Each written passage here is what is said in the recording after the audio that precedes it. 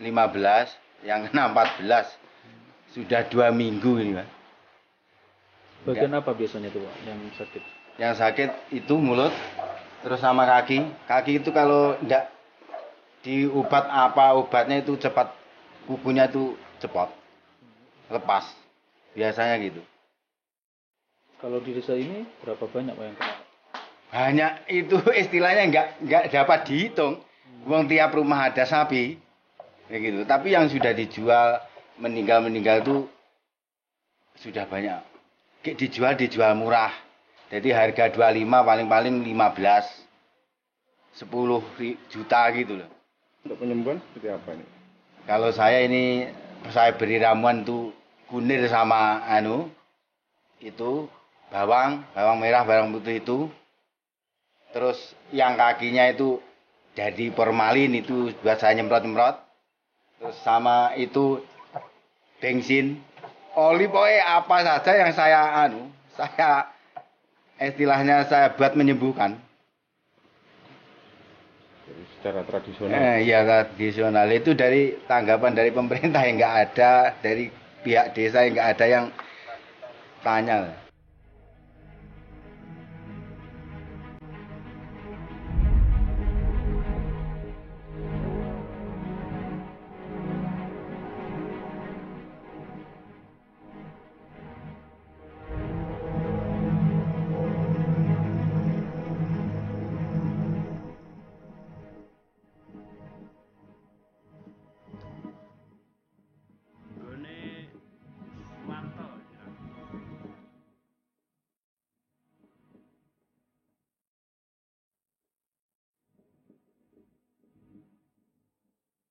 Tahun 1983, sebenarnya Indonesia pernah mengalami wabah virus penyakit mulut dan kuku.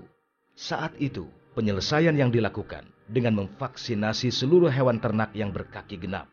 Lalu apa yang sebenarnya menyebabkan hewan ternak yang berkaki genap yang ada di Indonesia saat ini terkena kembali virus PMK?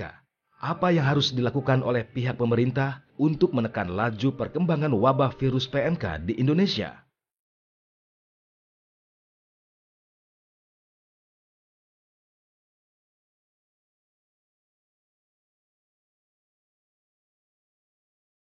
Dokter, yang ingin saya tanyakan begini, saya memahami perspektif Anda, tapi begini, kan tadi kan terakhir tuh 90-an ya, Indonesia tuh terbebas dari PMK, artinya kan dari tahun 90-an sampai sekarang 2022, ini tidak ada pernyataan secara resmi ya, yang menyatakan bahwa saat ini kita tengah menghadapi wabah PMK.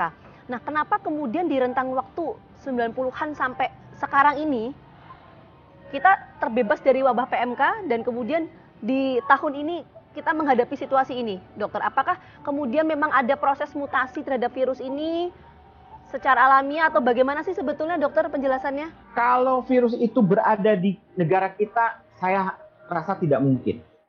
Virus ini pasti masuk dari negara lain. Dan kebetulan serotipe virusnya mirip dengan waktu Indonesia dulu kena. Tetapi ya, dari serotipe itu kan sampai ke sublineage yang sangat detail, itu memang agak beda, ya. Oleh sebab itu, perbedaannya yang kecil-kecil jadi kalau ada serotipe, ya, kemudian ada subnya, kemudian ada sub lagi. Jadi kalau orang itu ada misalnya nama tengah, nama belakang, nama keluarga, nama kakek, nama nenek, gitu. Jadi seperti itu virus pun. Nah, untuk kalau dalam penanganan, vaksin yang bagus adalah vaksin yang benar-benar sama dengan virus yang terjadi. Jadi sampai ke sublineage-nya, sampai ke lineage-nya, ya. Kalau hanya depannya saja nama orangnya atau nama tengahnya, itu kurang efektif. Oleh sebab itu, kenapa kita ini harus memproduksi vaksin sendiri dari virus-virus yang ada di Indonesia. Jadi yang paling utama itu, terutama kalau saya lihat di Indonesia ini awalnya adalah karena distribusi ataupun adanya lalu lintas hewan dari daerah tertular. Dengan adanya kebutuhan dalam negeri, Mbak, perdagangan yang luar biasa yang kita tidak bisa tangani. Contoh saja sekarang sebenarnya kita ini juga kewalahan loh pengawasan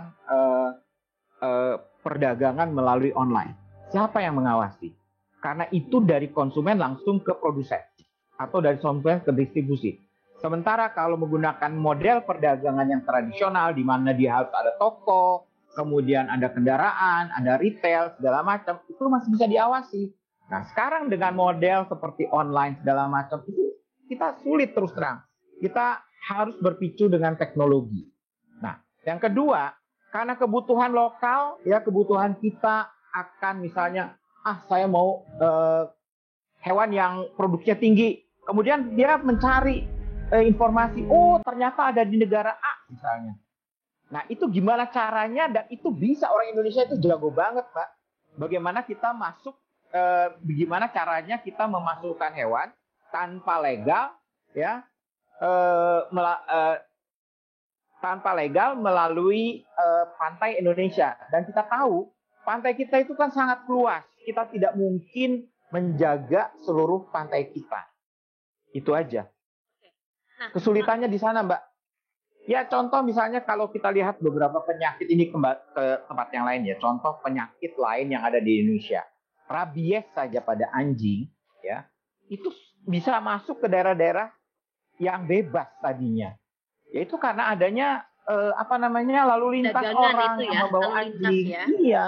Oke, jadi Iya. bisa dipastikan kalau saya tangkap poin yang disampaikan oleh Dr. Denny bahwa ini bukan karena mutasi dari virus PMK ini, Bukan, tapi terkait dengan bukan. perdagangan atau lalu lintas. Misalnya Dengan dari lalu lintas, saya jangan bilang atau perdagangan, transmisi lalu lokal lintas. begitu ya. Iya. Oke, baik. Nah, Kalau kita- saya menduga itu, dan terutama dari hewan hidup kalau saya. Kalau dari produk, saya bisa nyatakan risikonya sangat dapat diabaikan, negligible. kalau bicara mengenai solusi wabah PMK ini, vaksinasi adalah kuncinya. Begitu yang ingin Anda sampaikan, Dr. Denny. Kalau mau yang paling ideal itu adalah stamping out atau pemusnahan pemusnahan massal Oke. untuk radius yang ditetapkan. Biasanya kalau PMK ini radiusnya 10 km. Jadi kalau misalnya ada satu hewan, maka radius 10 kilometernya hewan-hewan sehat pun harus dimusnahkan. Itu bisa disembelih, kemudian dikubur, dibakar. Dikubur atau dibakar ya, seperti di negara Inggris waktu itu. Tapi itu butuh biaya sangat besar.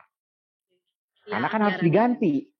Ya, karena hewan hidup dimatikan ya artinya pemerintah harus beli. Gitu. Ahli Kesehatan Masyarakat Veteriner IPB, Denny Widya Lukman, menyebutkan bahwa wabah penyakit mulut dan hewan atau PMK ternak tidak terkait kesehatan masyarakat dan tidak akan menular kepada manusia. Penjualan daging yang sudah tertular PMK disebut Denny aman untuk dikonsumsi manusia dengan memastikan proses pemasakan yang benar. Kalau misalnya hewan ternak ini terkena wabah PMK, terus kemudian masyarakat mengkonsumsi hewan ternak tersebut, apakah kemudian ini bisa bertransmisi proses penularannya ke manusia atau bagaimana, dokter? Baik, ini memang selalu menjadi misinformasi, terutama buat masyarakat yang relatif awam, sehingga begitu saja percaya dengan berita-berita atau saking ketakutan sehingga tanda petik parno ya, Mbak. Nah, penyakit mulut dan kuku ini virusnya tidak menular ke orang. Itu yang intinya. Tidak menular ke orang. Jadi nggak cocok. Jadi orang itu nggak akan sakit.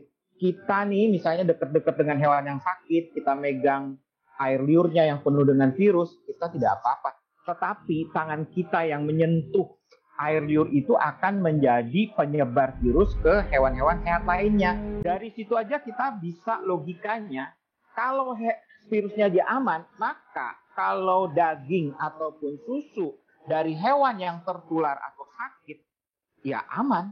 Tetapi dari perspektif kesehatan masyarakat, ya sangat dihimbau jangan makan atau minum makanan ataupun minuman yang tidak dimasak. Karena banyak penyakit lain yang lebih berbahaya. Bukan karena virus PMK-nya. Oke, nah dokter mungkin perlu penjelasan juga secara lebih umum ya dokter ya. Kenapa kemudian virus ini tingkat penularan ke manusianya tidak sesignifikan dengan hewan ternak? Nah itu sebetulnya bagaimana sih virus ini bekerja? Nah, ya karena memang virus itu kan perlu sesuatu yang menempel di tubuh kita, terutama di sel. Virus itu tidak seperti bakteri, dia akan hidup pada sel yang hidup. Ya, nah, di manusia itu tidak ada tempat menempelnya si virus. Jadi ya nggak bisa. Ibaratnya kalau kita punya kunci, kemudian lubang kuncinya berbeda, kan nggak akan kita bisa buka pintunya. Nah, seperti itu. Jadi kalau virus itu masuk ke tubuh kita, dia tidak akan pernah bisa masuk ke dalam sel kita. Nah, tapi kalau pada hewan-hewan berkuku genap, karena dia memiliki zat tertentu ya yang membuat virus ini bisa menempel, kemudian membuka pintunya dan dia masuk ke dalam sel, kemudian dia berkembang biak atau bereplikasi, hewan itu akan menjadi sakit.